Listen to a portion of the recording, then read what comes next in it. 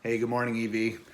Just got done watching Brett's motivational video, and hey, Brett, it's working, man, because I'm out here trying to do one myself. I thought I'd share a little story quickly on what my day looks like today, and I am the incoming board chair for the West Coast Chamber of Commerce, and with that comes our annual meeting, which is actually at 11 o'clock today, where I am featured as the keynote speaker for about a 25-minute speech that I'm going to give. And what I decided to do for my subject matter that I was going to deliver was to go out in the community and interview about a dozen different business leaders and to find out what it's been like for them to go through the last 6 months. We all have our own stories, but what is their story?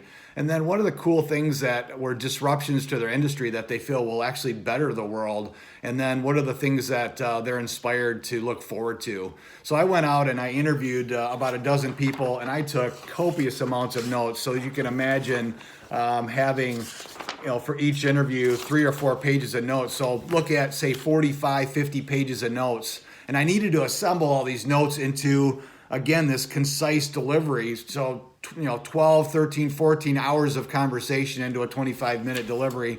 I decided to use the story wheel, and this was something that our consulting company, BU, Become Unmistakable, is training people to use, and it talks about how to build the story or speech. And this can work for a lot of us in a lot of different ways, but it goes from the intro to the body to the end. It talks about all the challenges, the things that are overcome. A lot of Disney movies and things, Hollywood, are built that way.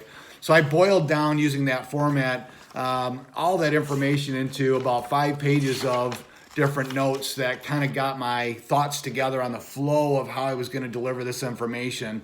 And I took those 5 pages, I boiled them down to a couple of pages of keynotes, and then in my head, I've basically put together 9 points that I've memorized. I've memorized 4 or 5 bullets under the main points, and then I've put stories to all of them, because we found that when you're telling stories, it's really easy to fill time. It's really easy to engage the audience and to keep them really motivated and excited to be connected. But the reality is, this is my final page. This is how I'm going on stage. Notes, who needs them when you're well prepared? So this idea that it's really easy for Mike or for people to go up there and just talk, it's not. I had to do a lot of prep between the interviews of being, say, 12, 15 hours, prepping with my notes, probably a couple hours, and then practicing. I've probably practiced this speech to different degrees 20 times.